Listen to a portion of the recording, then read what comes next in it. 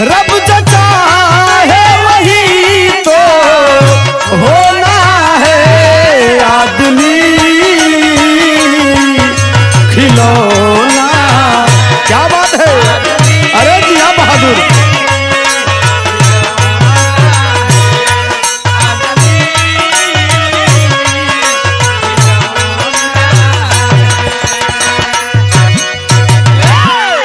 अच्छा बाबू, हम लोग गीत बिरहा गायक बलिंदर भारती आप लोगन के बीच में हरिओम म्यूजिक के सौजन्य से बड़े भैया मन्नू भाई के देख रेख में एक करुण रस का कांड भेजत है।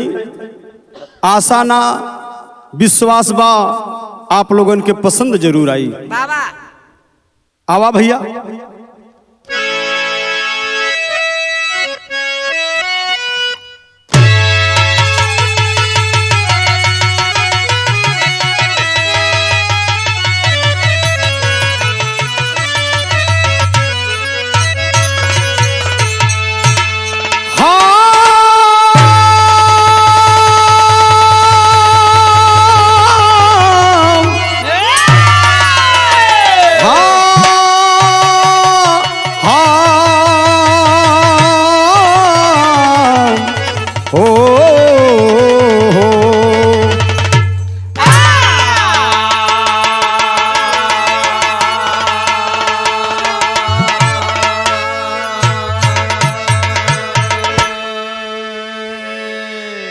चार लाइन कवि का भूमिका बा।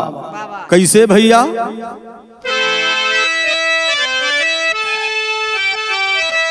बहुत अच्छे।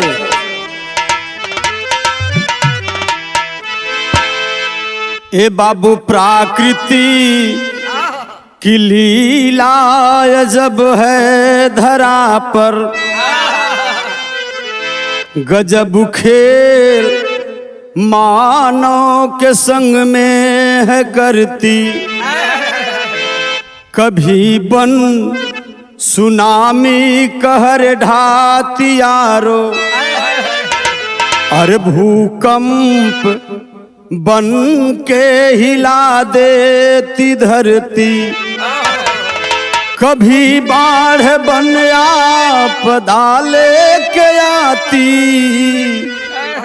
इंसान को घर से बेघर बनाती। श्याम राज भरती जहर जिंदगी में, कभी अग्नि बन आसियाना जलाती।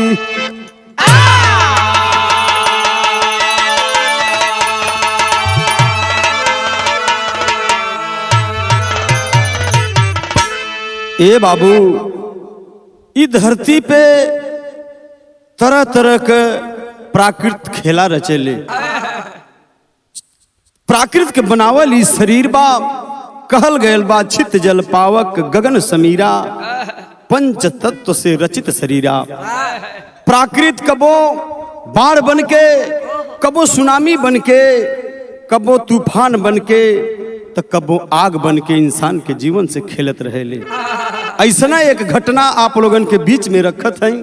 मास्टर एक लाइन यहाँ गीत लगत बा।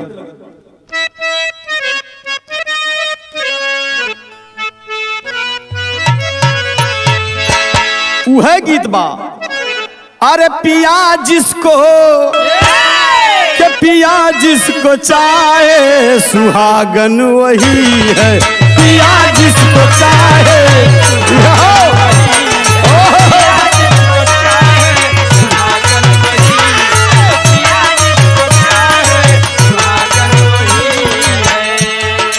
पिया जिसको चाहे सुहागन वही है। अरे सुहागन वही है, जिसको चाहे सुहागन वही है। अरे जले जो के जले जो बिरह में अभागन वही है। जले जो बिरह में अभाग। बहुत अच्छे, या बाबू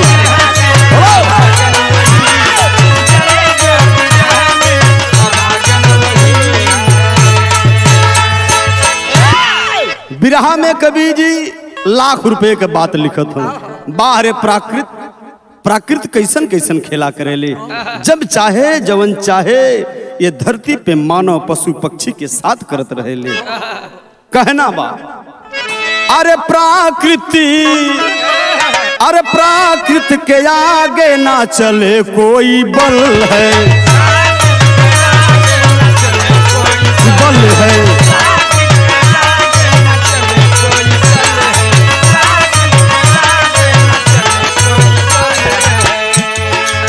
प्राकृत के आगे ना चले कोई बल है,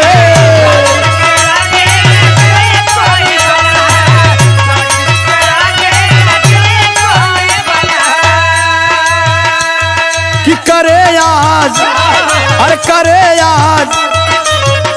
आज ही चाहे करना वो कल है, करे आज ही चाहे करना। बहुत अच्छे।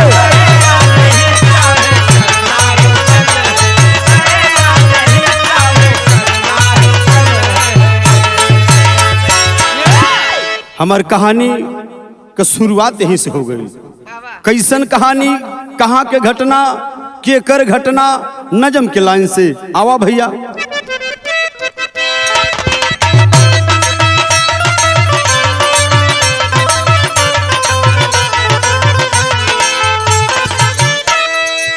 जिला आजमगढ़,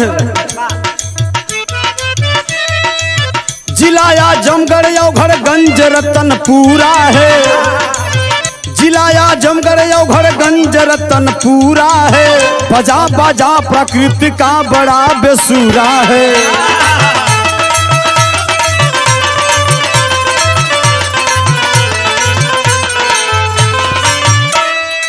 राकेश कुमार जी वही के रहने वाले हैं, राकेश कुमार जी वही के रहने वाले हैं। मेहनत मजदूरी कर परिवार को संभाले हैं।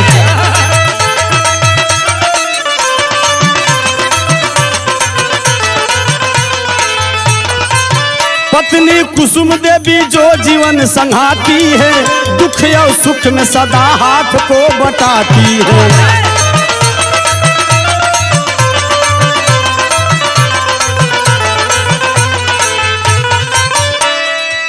3 बच्चों से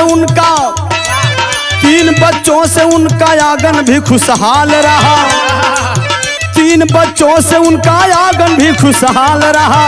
सलोनी मुस्कान यवनी से एक लाल रहा।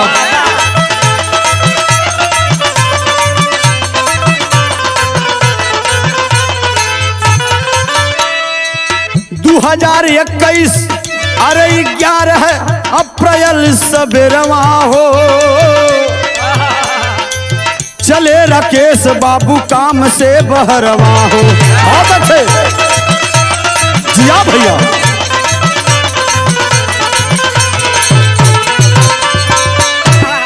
बात के समझ लें, आजमगढ़ जिला के अंतर्गत एक औघड़गंज गांव बा, वही औघड़गंज गांव के बगल में एक रतनपुरा नाम के छोट का मोहल्ला बा हो बाबू। ये हमार घटना, हमारी कहानी 11 अप्रैल 2021 के घटल। वह रतनपुरा में रहे वाला गरीब मजदूर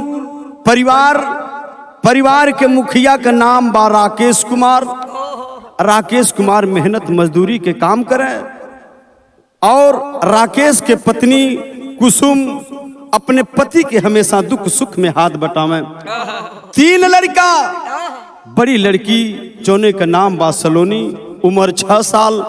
सलोनी से छोटे एगो लड़की बा जोने के नाम बा मुस्कान, ए बाबू उमरिया 4 साल बा। एक गोदी के प्यारा दुलारा लड़का जोने लड़का की उमरिया 2.5 साल, नाम बा अवनीश। रोज की तरह राकेश अपन मेहनत मजदूरी करे बदे घर से बहरे निकले, अपने पत्नी के समझावत गईले। का समझावत गईले? एक ठे गीत लगत बा यहाँ।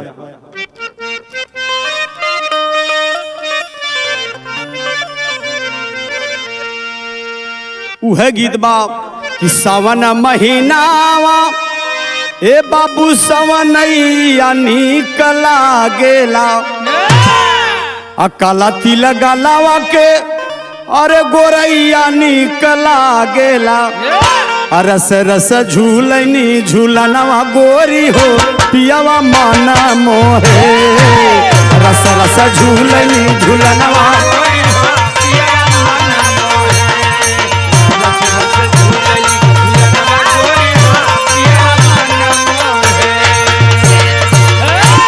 यही भाव में राकेश मेहनत मजदूरी करे बदे 11 अप्रैल के सवेरे में तैयार भइल खाना दाना खा के टिफिन पैक करके लेके चलल हम अपने दुल्हन कुसुम देवी के समझावत हम का समझावे अरे धनिया के अपने ते बाबू राकेश समझावेल कहल घर द्वार देखी हा सारी बतिया बतावेल जात बनी काम से बहरवा गोरी हो रखिया बचवन के ध्यान जात बनी काम से बहरवा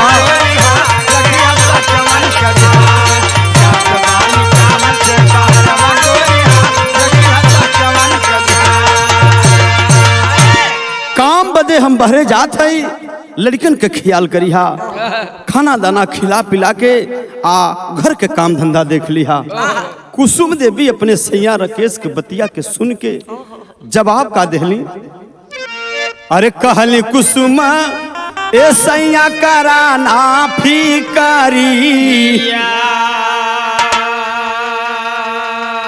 औह बचवा करेल अपने बाबू से जी करी कि जब साँझ के पहरवा पापा हो लइहा खाए के समान जब साँझ के पहरवा पापा हो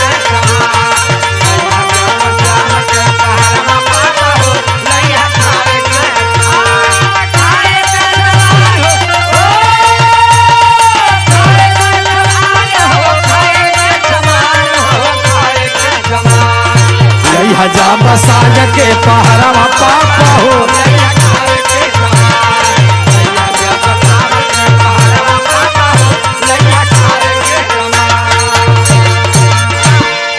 ठीक बसैया जा जा हम लड़कन के खिया पिया के घर के काम धंधा देख ले ए बाबू हर लड़कन के अपने माई बाप से उम्मीद होले उ नाजुक बचवा तीनों अपने पापा के गोदिया में बैठ के सवाल करे लगल पापा शाम का लौटिया पापा टाफी लइहा चॉकलेट लइहा समोसा लइहा चाउमीन लइहा सबके भगवान बेटी बेटा दहले हुई हन हर लड़कन हर बच्चन के अपने माई बाप से यह उम्मीद होले दुलार प्यार कैले के बाद राकेश अपने ड्यूटी पे चल गईलन ये हर होत का बा एक लाइन गीत बा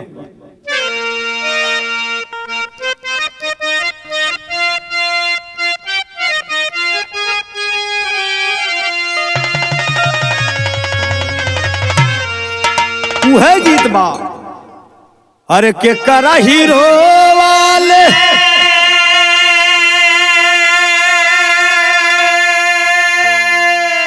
ए बाबू गंगा जी बढ़िया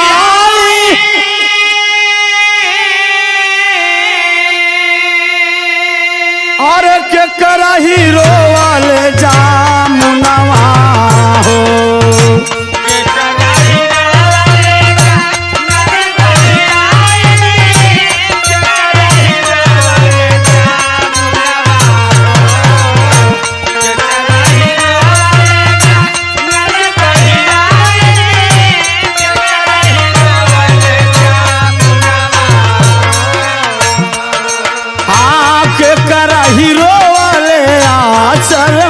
भीजेला के करा हीरो वाले चल मोरा भीजेला के हीरो हेला पर हो मास हो के करा हीरो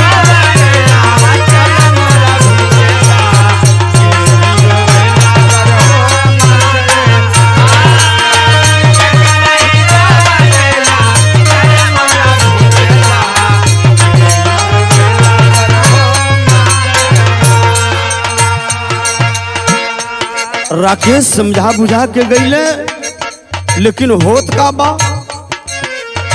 समझा बुझा के राके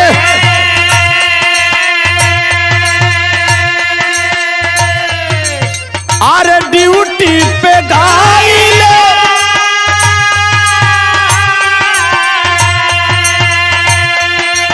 और अगवा के सुनाई जा हो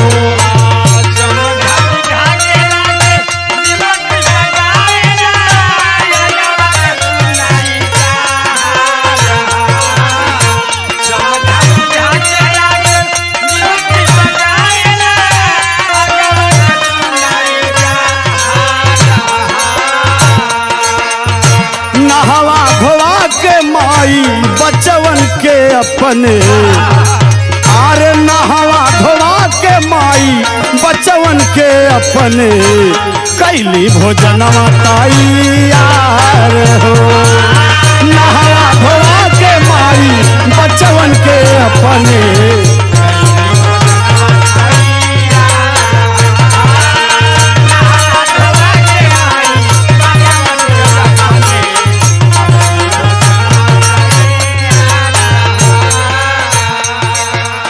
यार कुसुम देवी अपने लड़कन के नहवा धोवा के अब भोजन बना के भोजन खिया के अपने रोज के काम में लग गई। आज जब काम में लग गई ठीक दोपहरिया होना चाहिए बा होत का बा कमावा में लागी गई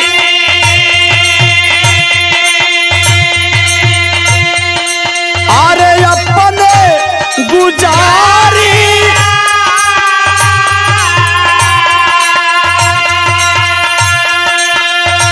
पता न कोई हो नार हो कमावा में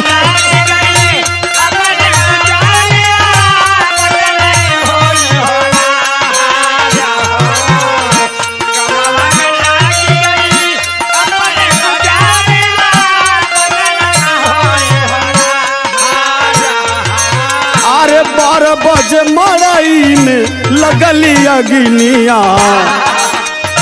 12 बजे मड़ई में लगली अग्निया तबले मचाला हाहाकार हो 12 बजे मड़ई में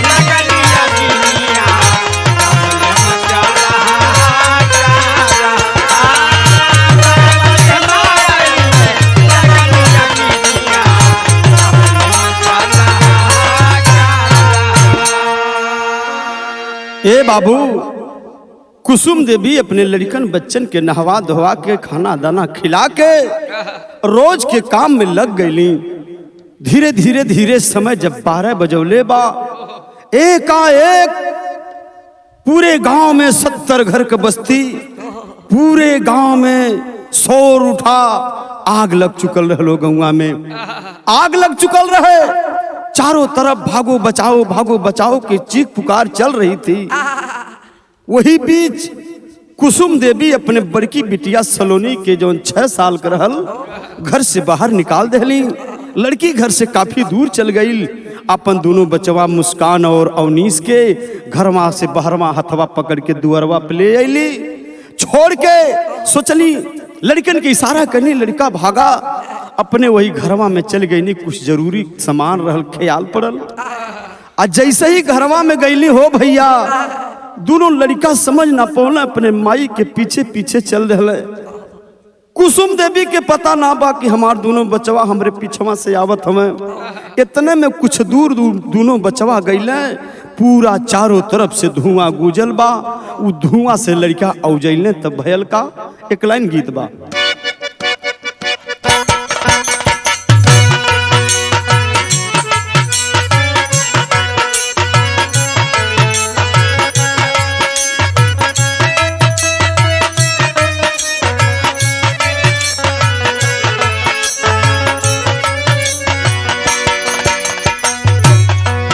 करती हूँ तुम्हारी व्रत में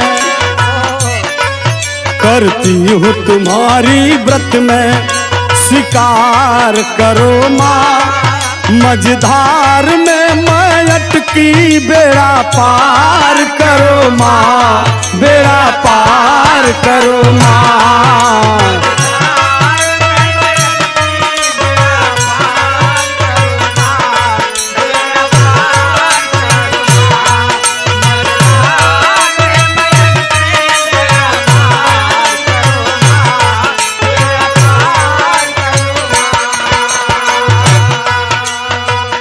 पूरा गांव चारों तरफ धुआं से गुंजल बा।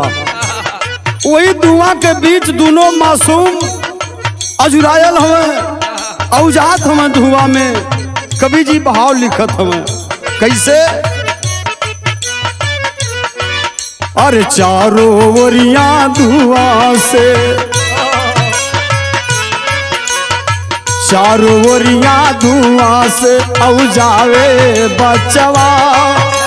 रो रो मम्मी पापा के गोहरावे बचवा, हो गोहरावे बचवा। पापा के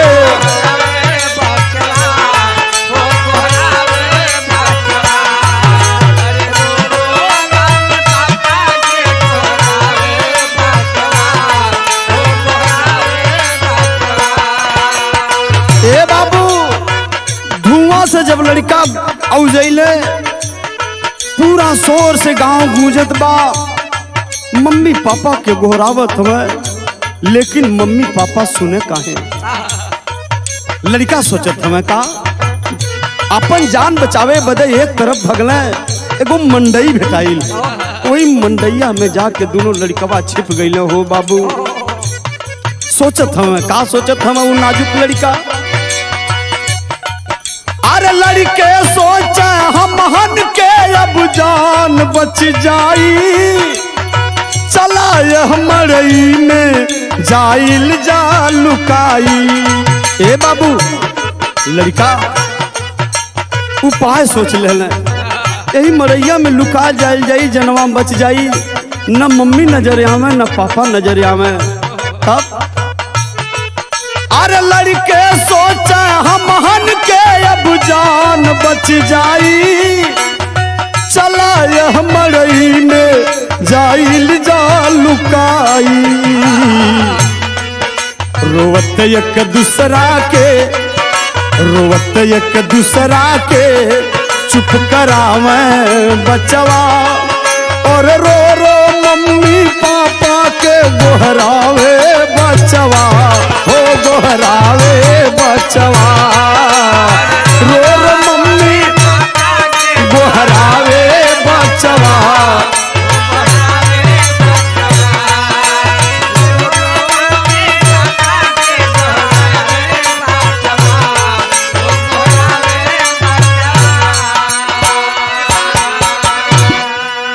देखत देखावत में जौन मरैया में दोनों बचवा छिपल हमें।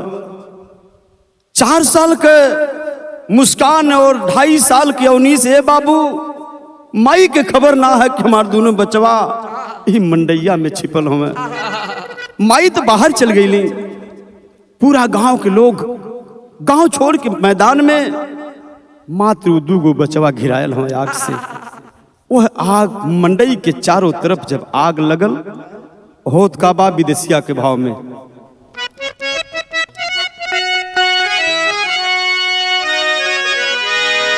ए बाबू मचल हाहाकारा साब,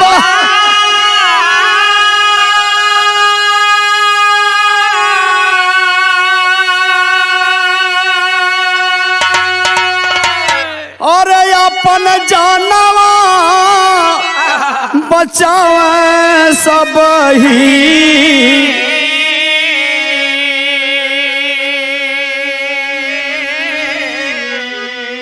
आए हवर प्रचंड रूप धैले बायागिनिया।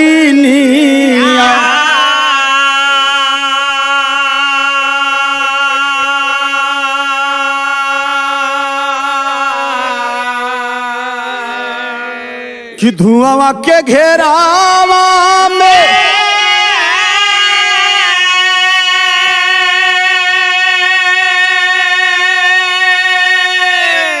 भैया मासूम दुनो घिरी गईले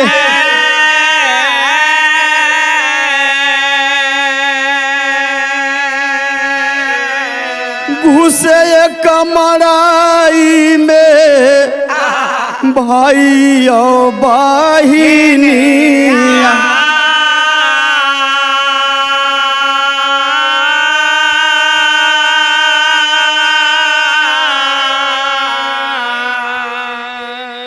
कि सोची सोची बतिया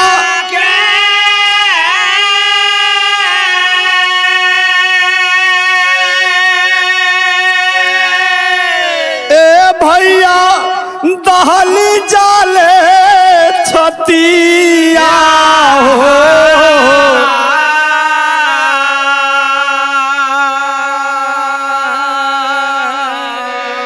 देखा तड़पी तजी दिहाल जीवानिया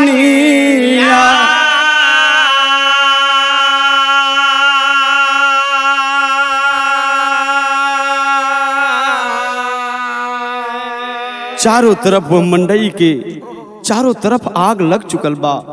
दोनों मासूम वही में छटपटात हवा। कबो जब बहनिया जरे लगत भैया जाके बचावे, मासूम भाई जब जरे लगत बहनिया छाप लहो बाबू। लेकिन प्रकृति को कुछ और ही मंजूर था। ए बाबू अंत तो गत्वा वही मंडई में दोनों लड़का तड़प तड़प के अपन दम के तोड़ देना। आग लगले के जानकारी राकेश के अपने ड्यूटी अपने काम पे जब भइल, भागत दौड़त अपने गौवा की ओर अइले। नजारा देखत हम का एक ठे गीत बा यहाँ।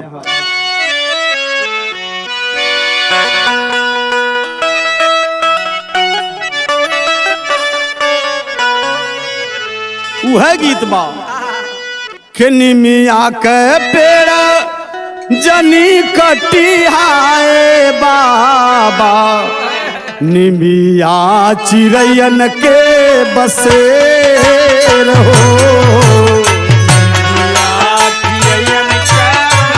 बसेर हो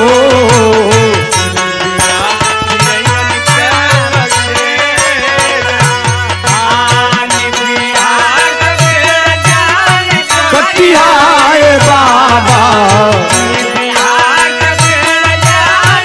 क्या बात है।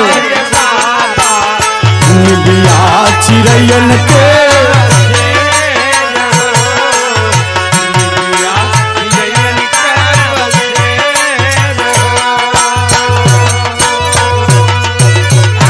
लेकिन होत का बा कि अरे धावत राकेश अइले अपने भावना,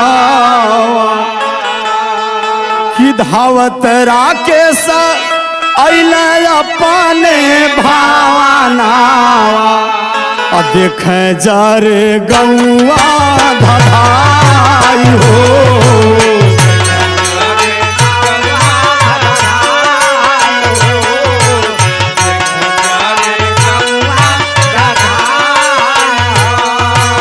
धावता राकेश अइले अपने भावना।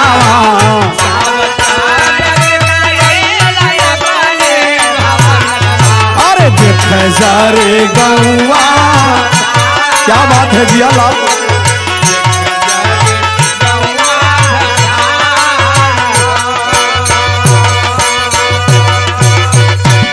अब आँख हो गए राकेश, देखले हमरे पूरे गांव में आग लग चुकल बा। वही भीड़ में चीरत भागत अपने पत्नी के खोजत हमें, अपने लड़कन के खोजत हमें। ए बाबू राकेश के ही ना पता बा कि उनकर दूगो मासूम लड़का है यज्ञा के घेरा में घिरल हमें। तब कहाँ बाटी बेटी कहाँ गोदी के लालाना, अरे कहाँ बाड़ी बेटी कहाँ गोदी के लालाना। लोगवा से पूछ घबराई हो,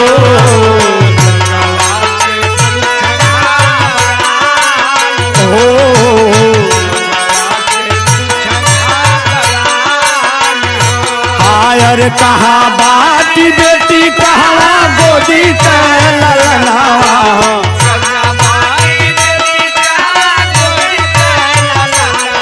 अरे लोगवा से पूछे घाबा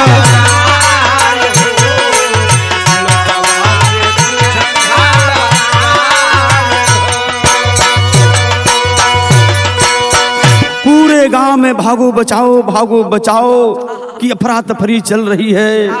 वही भीड़ में लोगों से पूछे हमार मासूम तीनों बचवा कहाँ हवे, हमार पत्नी कहाँ है। ए भैया फायर ब्रिगेड को फोन किया गया, अग्निशमन को फोन किया गया। अग्निशमन आइल आग बुझौलत भयल का। अग्नि समन आइल अगिया बुझावा।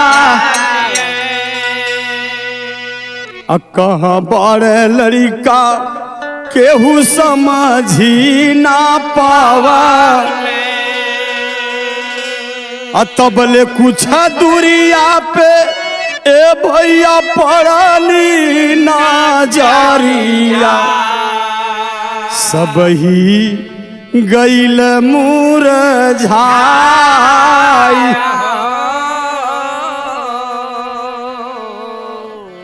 अग्निशमन आइल आग के बुझौलस। केहू ना जानत बा कि दोनों राकेश के तीनों लड़का कहाँ हवे। तब तक कुछ लोगन के नजर है भैया वही लड़कन के लाश पे पड़ल। अवाक हो गए लोग, मूर्छित हो गए लोग। वही लसिया के दौड़ के कुसुम देवी आके लसिया के अपने दोनों लड़कन के बटुरल जरल लाश के उठा के एक ठे बात कहनी। का कहनी भैया तेरी के भावा।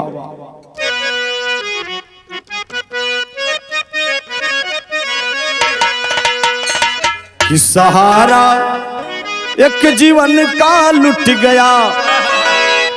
अरे सहारा एक जीवन का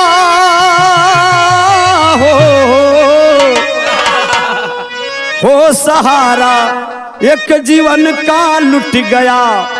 तब बनी बेरहम प्राकृतिक कर दीवारा न्यारा वारा न्यारा वारा न्यारा। वही लसिया के लेके माई कुसुम देवी एक ठे बात कहली। का कहली भैया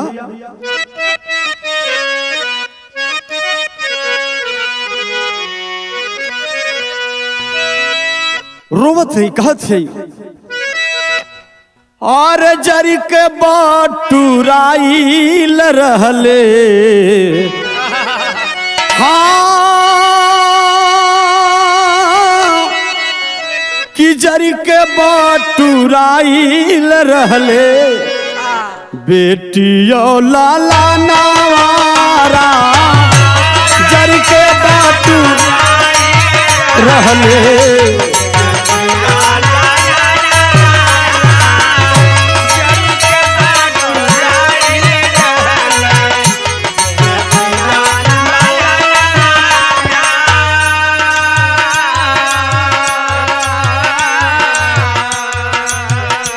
जरी के बाटुराइल रहले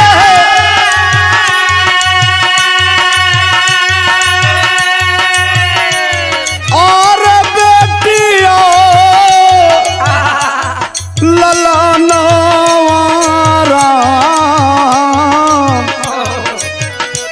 माई बाऊ रहिया बनके माई बाऊ रहिया बनके करैली चुमानावारा। माई बाऊ बहुत अच्छे जिया भैया।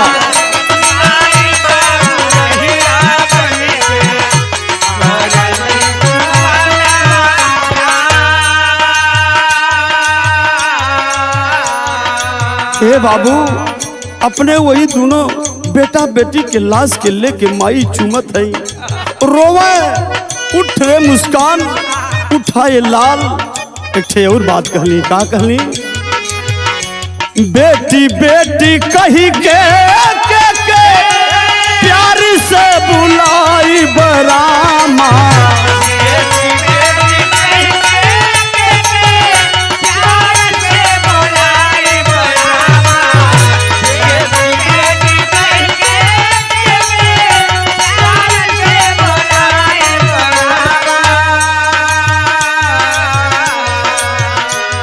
आचरा ओढ़ा के दूधावा पियाई बरामा।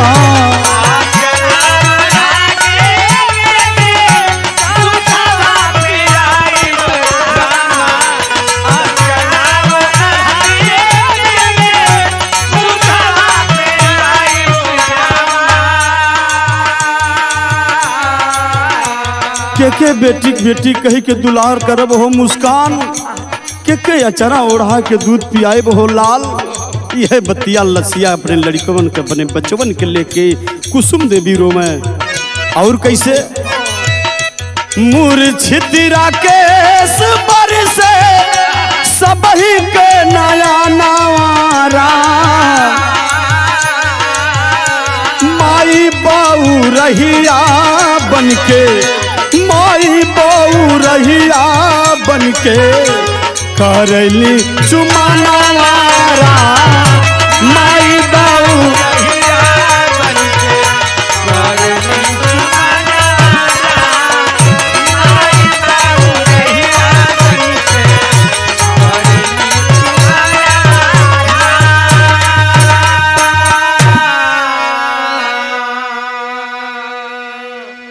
ए बाबू जितना लोग रहले 70 लोगन के घर जलल हो भैया, धन दौलत जल गई। केहू के अपने धन दौलत जलले के परवाह ना रहल। पूरे 70 लोगन के और वह जवार के लोगन के अगर कोनो गम रहल तो वही राकेश के दोनों बेटा और बेटी के जल गईले के गम रहल।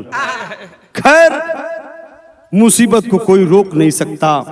कुछ लोग सांत्वना बधाए, धीरज बधाए, तमाम लोगों का हुजूम जुटा है। राकेश एक तरफ बेहोश, कुसुम देवी एक तरफ रोवत रोवत दतवा लग गयल। लेकिन कहल गयल आल्हा के भाव में कैसे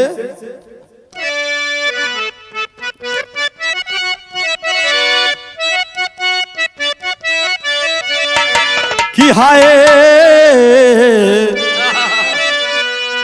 अरे सब कुछ कहावे होना हर दुनिया में बाबू।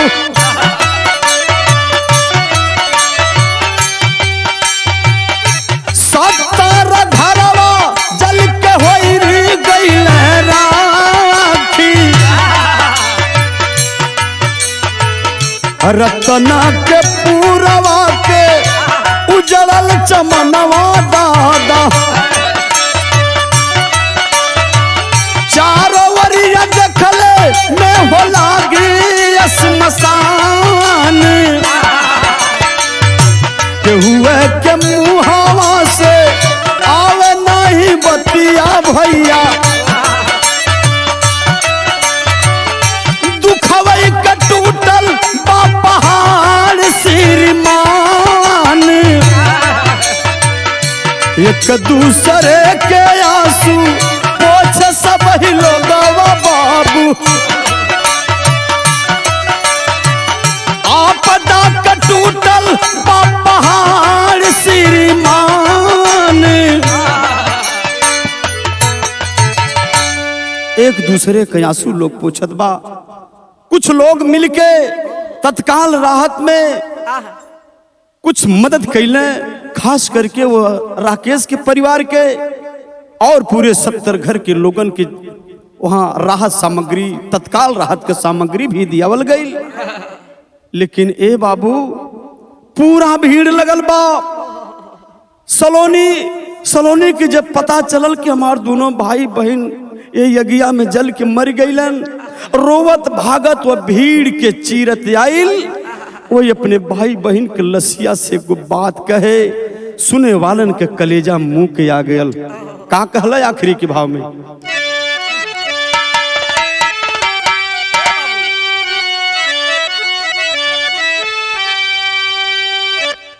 अरे रोवली सलोनी ए बाबू झरा झर बहे अखिया। कहली अब समनवा में भैया के बान्हब रखिया।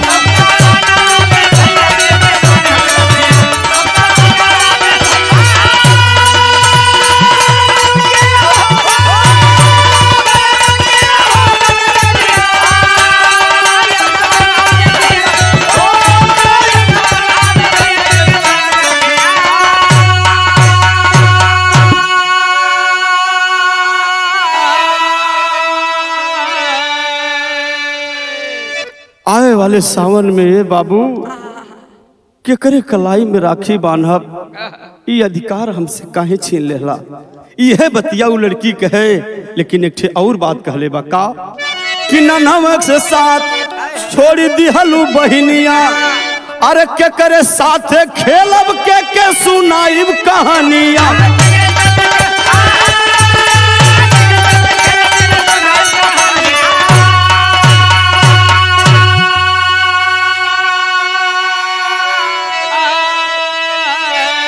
कबो अपने भाई के लसिया के लेकर रोवे, कबो अपने बहन के लसिया के लेकर रोवे, के करे साथे खेलब के कहानी सुनाई।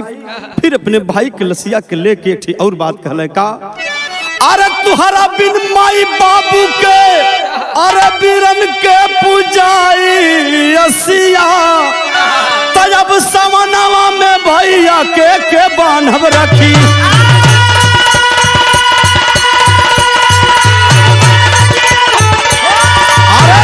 बहादुर शेर हवा ये